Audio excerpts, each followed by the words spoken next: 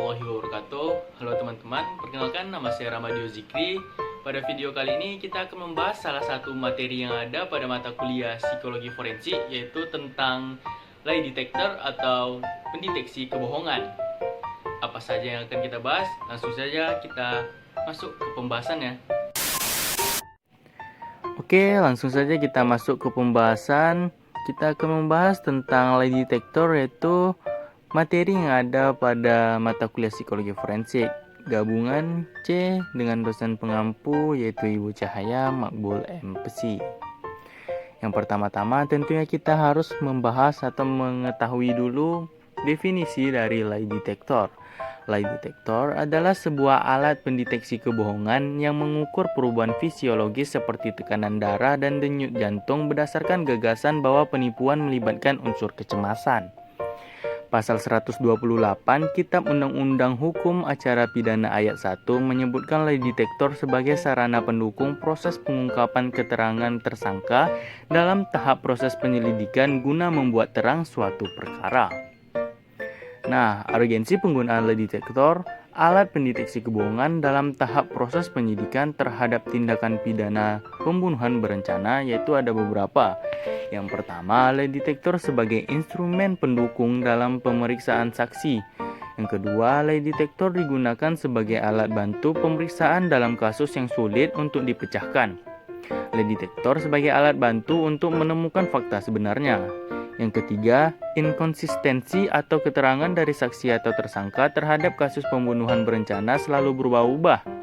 Hal ini menjadi hambatan penyidik dalam memecahkan suatu perkara pidana.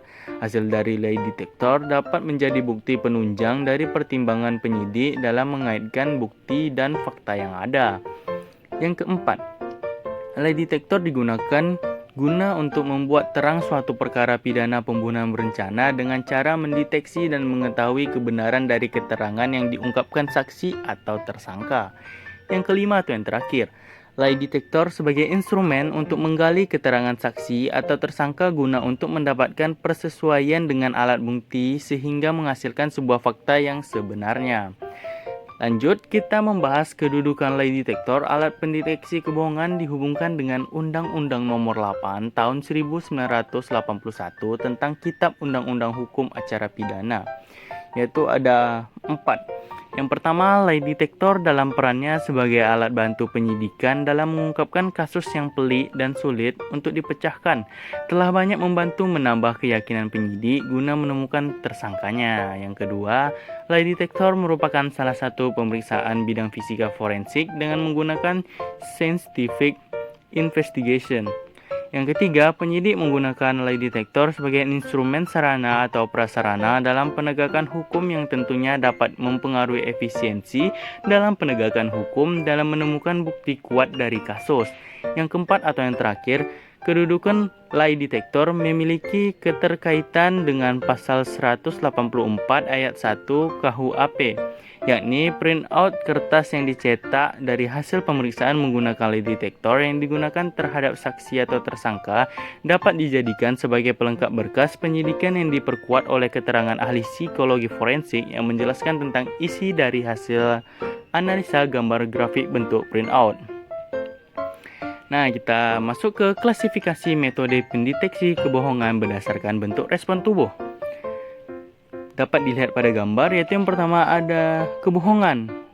Kebohongan merupakan mental tertekan atau stres dan terbagi menjadi dua, yaitu respon perubahan fisiologis dan juga respon non-fisiologis. Respon perubahan fisiologis terdiri dari metode konduktivitas kulit, detak jantung, analisa suara, dan tempo termografi. Respon non-fisiologis terbagi menjadi metode analisa isi tulisan, bentuk tulisan, gestur tubuh.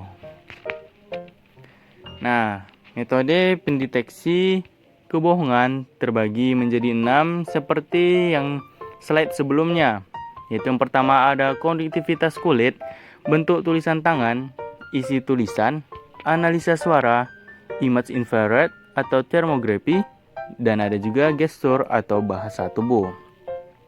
Yang pertama, pendeteksi kebohongan berdasarkan konduktivitas kulit, yaitu pendeteksi kebohongan berdasarkan daya hantar listrik pada kulit. sering disebut dengan lie detector EDR atau electroderma response. Pendeteksi kebohongan ini memanfaatkan sifat kelistrikan pada kulit manusia. Kulit manusia dianggap dapat menghantarkan arus listrik dengan resistensi tertentu. Resistensi pada kulit manusia akan berubah-ubah tergantung banyak atau sedikit keringat pada kulit manusia.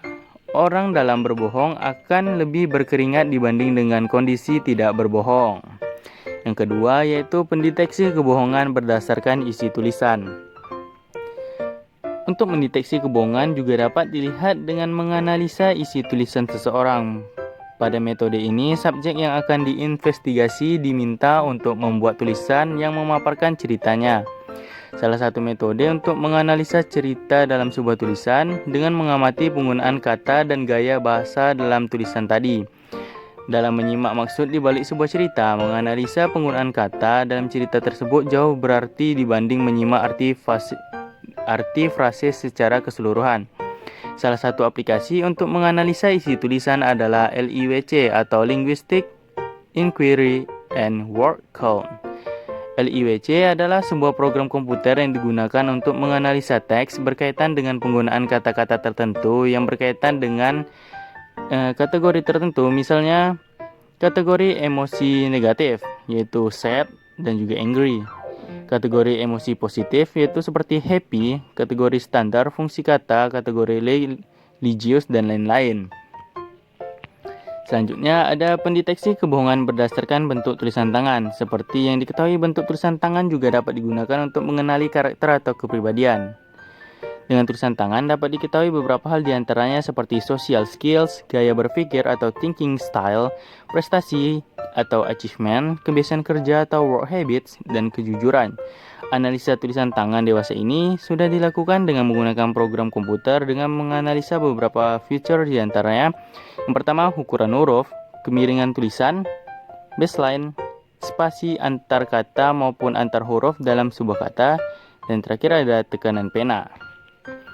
Selanjutnya ada pendeteksi kebohongan berdasarkan analisa suara. Analisa suara dapat dijadikan alternatif pendeteksi kebohongan, prinsipnya sama seperti tes poligraf. Suara mengindikasikan kondisi mental seseorang. Berkaitan dengan deteksi kebohongan, salah satu instrumen yang berbasiskan analisa suara yaitu VSA, Voice Stress Analyzer. Alat ini diklaim sangatlah handal untuk mendeteksi stres dan sekaligus juga dipromosikan untuk mendeteksi kebohongan. Selanjutnya ada pendeteksi kebohongan berdasarkan image infrared atau thermography. Merupakan teknologi yang mengembangkan analisa image yang dikaitkan panas permukaan sebuah benda atau termogram. Prinsip-prinsip dasar dari infrared image adalah observasi pada benda. Semua benda seperti yang diketahui memancarkan gelombang elektromagnetik, di mana gelombang EM tersebut selalu berkaitan dengan temperatur benda tersebut, dan temperatur merupakan representasi energi dalam benda. Sehingga dengan analisa IR image kita dapat memprediksi kondisi objek yang diamati. Salah satu manfaat infrared image adalah untuk mendeteksi kebohongan. Perubahan kondisi mental atau tingkat stres representasikan dengan perubahan panas pada kulit wajah. Yang terakhir ada pendeteksi kebohongan berdasarkan gestur atau bahasa tubuh. Bahasa tubuh berkaitan erat dengan emosi, sehingga membaca bahasa tubuh juga merupakan sebuah metode untuk mengungkapkan apakah seseorang itu berbohong atau tidak. Nah, selanjutnya teman-teman bisa melihat referensi yang saya gunakan dalam video ini. Ada 3 referensi yang saya gunakan. Oke. Sekian yang dapat saya sampaikan. Terima kasih kepada teman-teman yang sudah menonton. Assalamualaikum warahmatullahi wabarakatuh.